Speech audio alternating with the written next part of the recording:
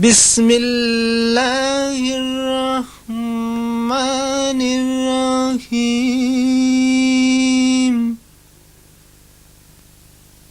قادیان دار الامان۔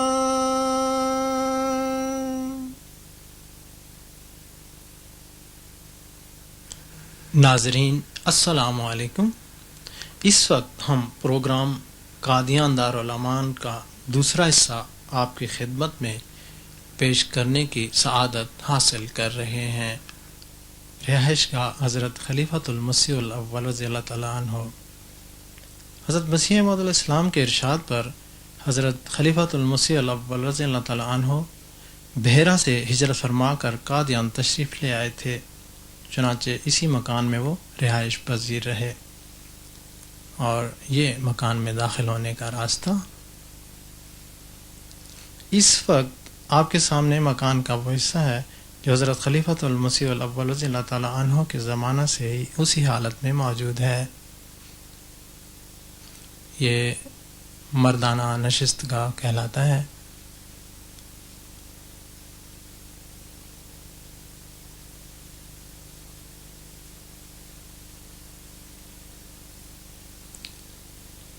اور یہ حصہ زنانہ نشست گاہ کے نام سے موسوم ہے۔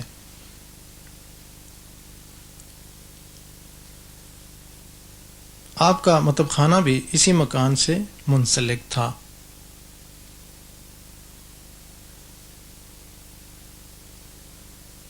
اور یہ مکان کا بیرونی منظر۔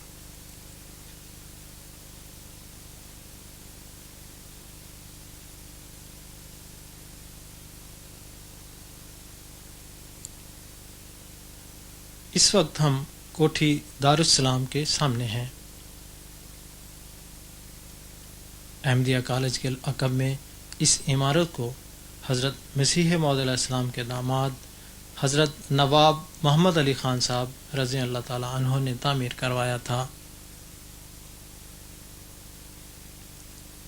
اس کوٹھی کا نام کوٹھی دارالسلام رکھنے کی وجہ حضرت مسیح موعود علیہ السلام کا اپنا ارشاد ہے۔ آپ نے حضرت نواب صاحب کو مخاطب کرتے ہوئے فرمایا تھا، میں آپ سے ایسی محبت رکھتا ہوں جیسا کہ اپنے فرزند عزیز سے محبت ہوتی ہے، اور دعا کرتا ہوں کہ اس جہان کے بعد بھی خدا تعالی ہمیں دارالسلام میں آپ کی ملاقات کی خوشی دکھائے۔ چنانچہ اسی وجہ سے حضرت نواب صاحب نے اس کوٹھی کا نام دارالسلام تجویز فرمایا تھا۔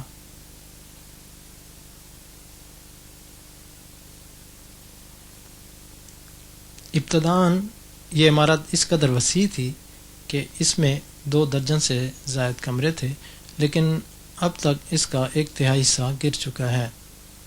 اس کوٹھی سے منسلک باغ میں حضرت نواب صاحب نے نہایت ہی شوق سے ہندوستان کے تمام علاقوں سے قسم ہا قسم کے پھلدار درخت منگوا کر لگوائے تھے۔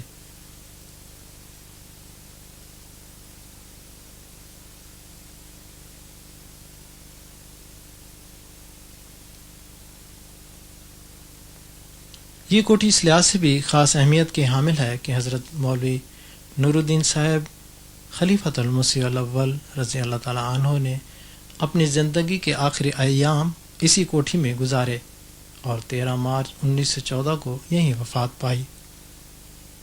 اور یہ وہ کمرہ ہے جہاں آپ نے آخری ایام گزارے تھے اور یہاں پہ وفات پائی تھی۔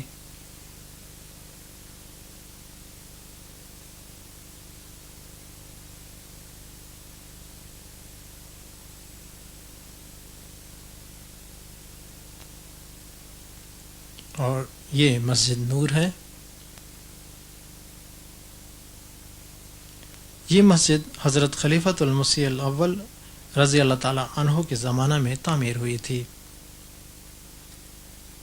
اس کی اہمیت اس وجہ سے ہے کہ حضرت خلیفۃ المسیح الاول رضی اللہ تعالیٰ عنہ کا جنازہ اسی مسجد میں لا کر رکھا گیا تھا، نیز خلافت ثانیہ کا انتخاب بھی اسی مسجد میں ہوا تھا۔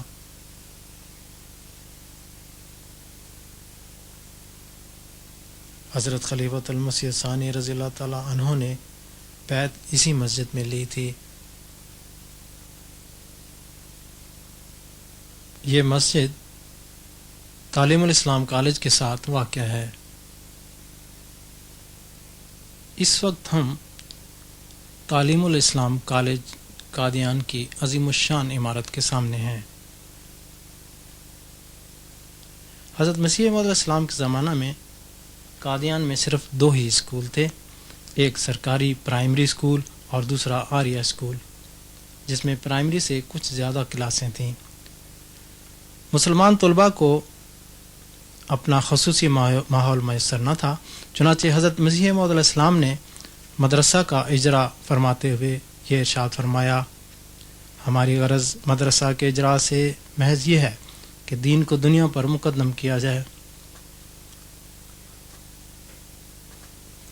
اور مروجہ تعلیم کو اس لیے ساتھ رکھا ہے تا یہ علوم خادم دین ہوں۔ شروع میں جب مدرسہ احمدیہ قائم کیا گیا تو مدرسہ کے لیے کوئی خاص عمارت نہ تھی، بلکہ اس کا آغاز مہمان خانہ سے کیا گیا تھا، لیکن بعد میں جلد ہی چند کمرے مہمان خانہ کے ساتھ ہی تعمیر کر دیے گئے۔ 1899 اور 1900 میں مزید عمارت بنائی گئی۔ 1912 اور 1913 میں حضرت خلیفۃ المسیح الاول رضی اللہ تعالی عنہ کے زمانہ میں ایک پختہ نئی عمارت تعمیر کی گئی تھی۔ تعلیم الاسلام کالج کا باقاعدہ افتتاح 14 جون 1944 کو حضرت خلیفۃ المسیح الثانی رضی اللہ تعالی عنہ کے زمانہ میں ہوا، اور یہ عظیم الشان عمارت اسی دوران تعمیر کی گئی تھی۔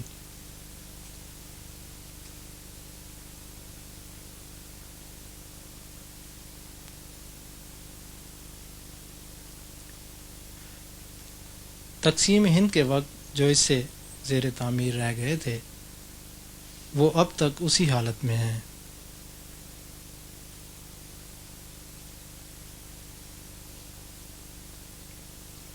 اس وقت یہ کالج سکھ نیشنل کالج کے نام سے موسوم ہے۔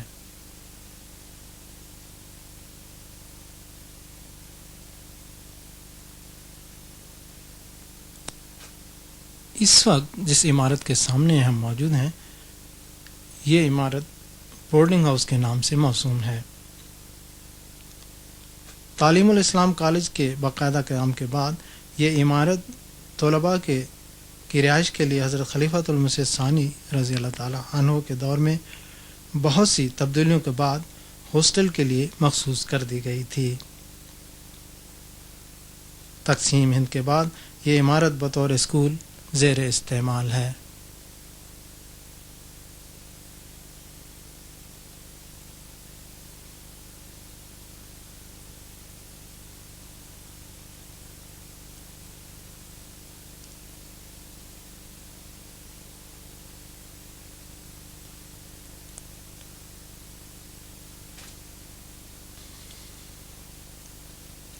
حضرت مسیح موعود علیہ السلام کے زمانہ میں جلسہ سالانہ کا انعقاد مسجد اقصی میں ہوا کرتا تھا، لیکن جیسے جیسے جماعت کی تعداد بڑھتی چلی گئی تو حضرت خلیفۃ المسیح الثانی رضی اللہ تعالی عنہ کے زمانہ میں جلسہ سالانہ کا انعقاد تعلیم الاسلام کالج کے وسیع و عریض میدان میں ہونے لگا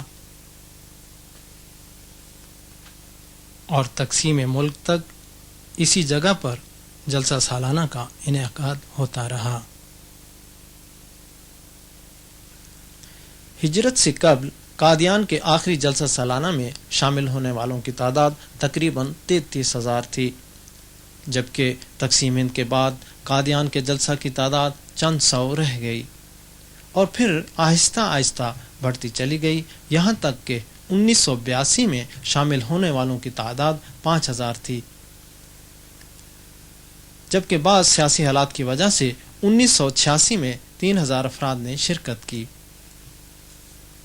پاکستان بننے کے 44 سال بعد قادیان کی سرزمین نے دوبارہ خلیفہ وقت قدموں کی چاپ سنی اور وہاں کی فضا روحانی خوشبوؤں سے لد گئی۔ چنانچہ 1991 میں ہونے والے موجودہ جلسہ سالانہ کے میدان میں جو عظیم الشان جلسہ ہوا، اس کی چند جھلکیاں ملاحظہ فرمائیں۔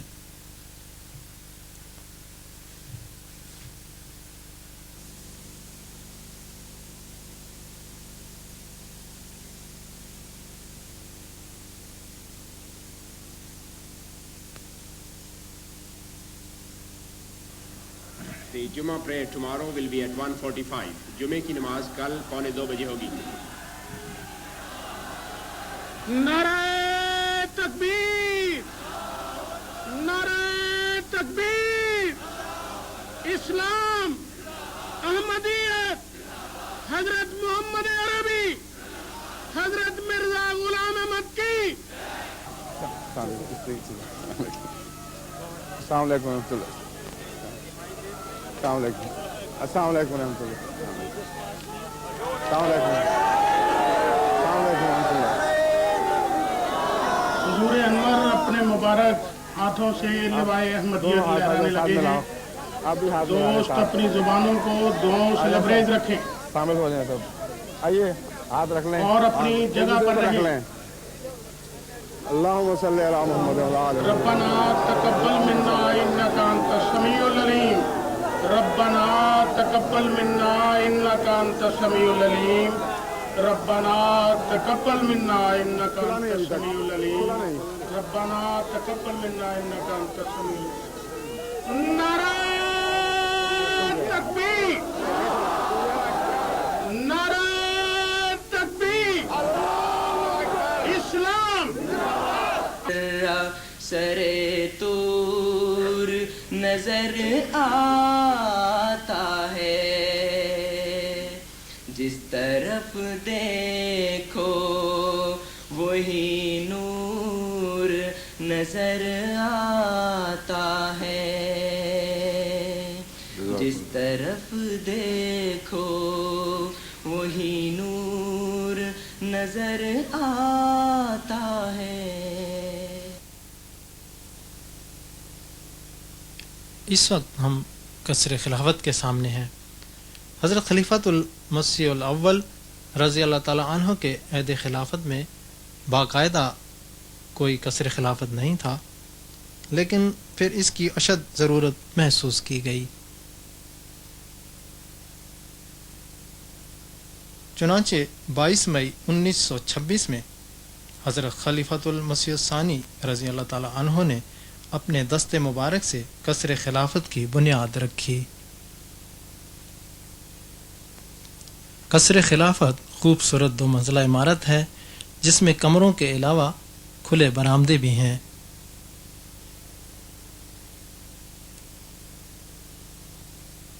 اوپر والے حصہ میں جانے کے لیے دونوں طرف سیڑھیاں موجود ہیں، اور یہ وہ مبارک کمرہ ہے جس میں حضرت مصلح موعود رضی اللہ تعالی عنہ تشریف فرما ہوا کرتے تھے.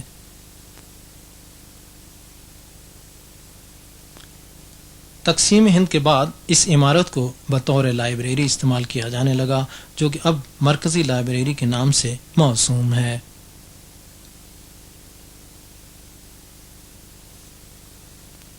اس وقت ہمارے سامنے وہ عمارتیں ہیں جو کہ جماعت کے مختلف دفاتر کے طور پر زیر استعمال ہیں.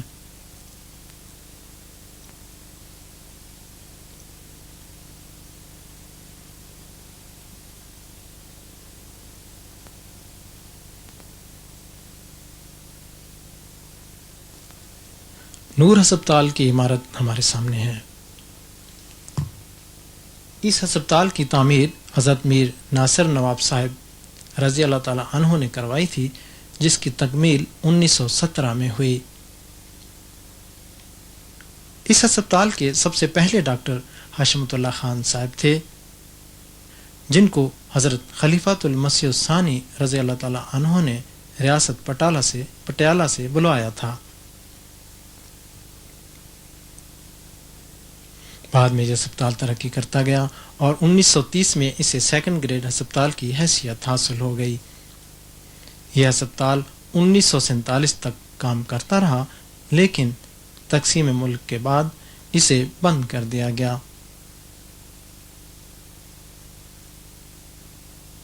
لیکن اب یہ عمارت سرکاری ہسپتال کے طور پر استعمال ہو رہی ہے.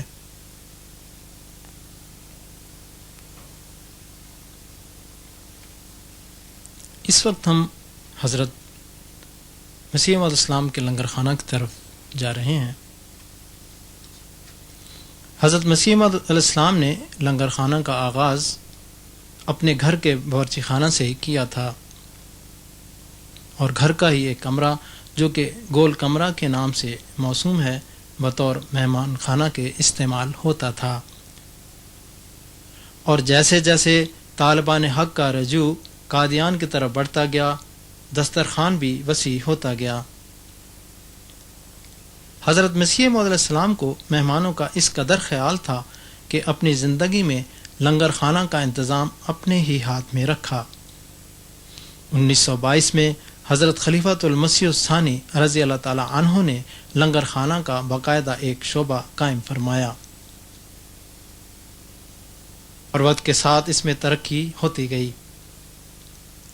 دیگچیوں کی بجائے دیگوں اور چولہوں کی بجائے تنوروں نے جگہ لے لی، اور پھر ایک ایسا وقت بھی آیا جب 100 سے زائد دیگیں خریدی گئیں۔ ابتدا میں لنگر خانہ کے لیے عمارت کچی اینٹوں کی بنی ہوئی تھی جو کہ بوسیدہ ہو گئی، چنانچہ 1966 میں اسی مقام پر پختہ اور جدید عمارت تعمیر کی گئی۔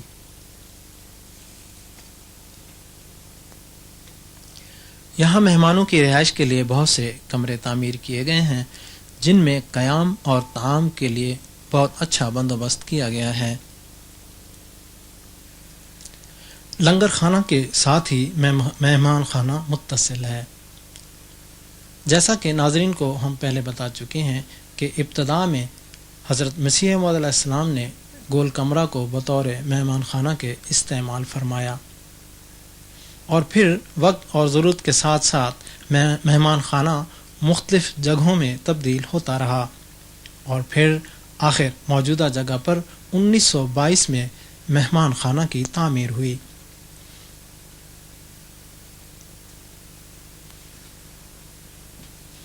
حضرت خلیفۃ المسیح الثانی رضی اللہ تعالی عنہ نے 1935 میں پرانے مہمان خانہ کے ساتھ ہی نئے مہمان خانہ کا سنگ بنیاد اپنے دست مبارک سے رکھا۔ چنانچہ وقت اور ضرورت کے تحت مہمان خانہ میں تعمیری اضافہ ہوتا رہا اور کئی نئے کمرے تعمیر کر دیے گئے۔ مہمان خانہ کے ساتھ ہی مدرسۃ الاحمدیہ کی عمارت واقع ہے۔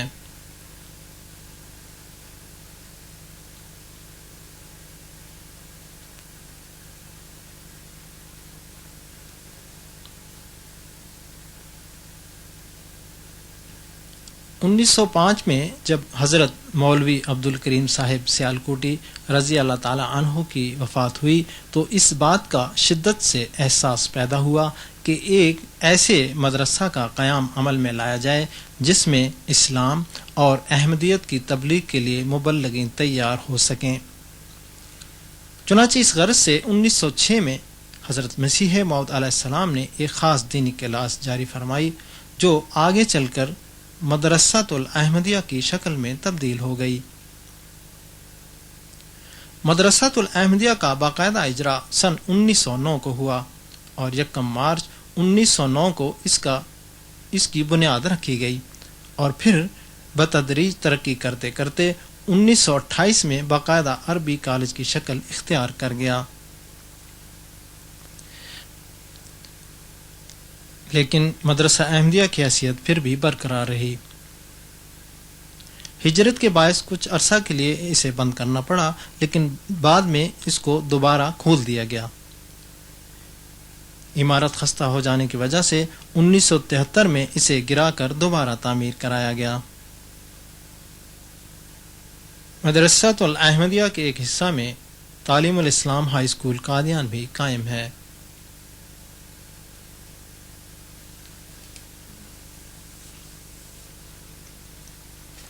اس وقت ہم جس باغ میں موجود ہیں، تقسیم ہند سے قبل یہ باغ قمر الانبیاء حضرت مرزا بشیر احمد صاحب رضی اللہ تعالی عنہ کی ملکیت تھا۔ ہجرت سے قبل یہ باغ وسیع علاقہ پر پھیلا ہوا تھا اور اس میں قسمہ قسم کے پھلدار درخت موجود تھے، گو اب یہ پہلے جتنا وسیع نہیں ہے۔ اب یہ باغ government garden and fruit nursery Qadian کے نام سے جانا جاتا ہے، جس میں کئی قسم کے آم اور لیچی کے درخت موجود ہیں۔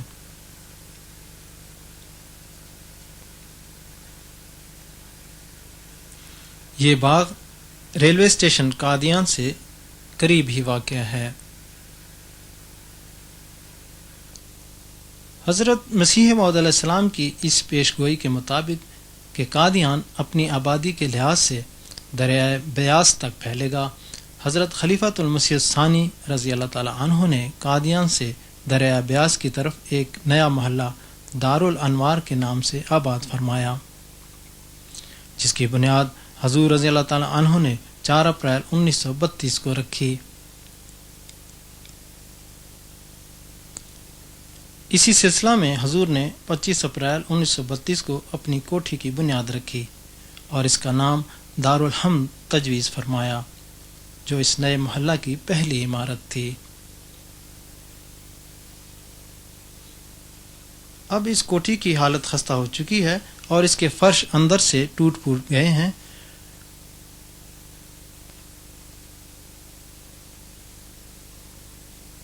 اور حضور رضی اللہ تعالی عنہ کی قادیان سے ہجرت کے بعد اس میں اب دوسرے لوگ آباد ہیں۔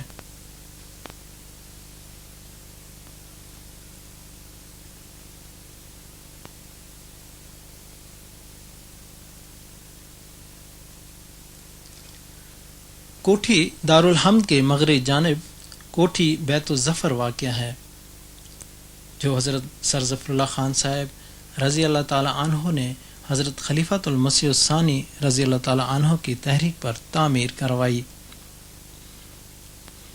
اس کا سنگ بنیاد حضرت خلیفۃ المسیح الثانی رضی اللہ تعالی عنہ نے اپنے دست مبارک سے 12 اپریل 1934 میں رکھا۔ اس کوٹھی کے ہر کمرے اور برآمدے میں علیحدہ علیحدہ ڈیزائن میں نہایت خوبصورت فرش اور انگیٹھیاں بنائی گئی ہیں، جو کہ بہت ہی بھلی معلوم ہوتی ہیں۔ اس کوٹھی کے بالا حصہ میں ایک کمکمہ لگا ہوا ہے، جس کو اس وقت روشن کیا جاتا تھا جب حضرت چودھری صاحب گھر میں موجود ہوتے تھے۔ اس طرح لوگوں کو ان کی آمد کی اطلاع ہو جاتی تھی۔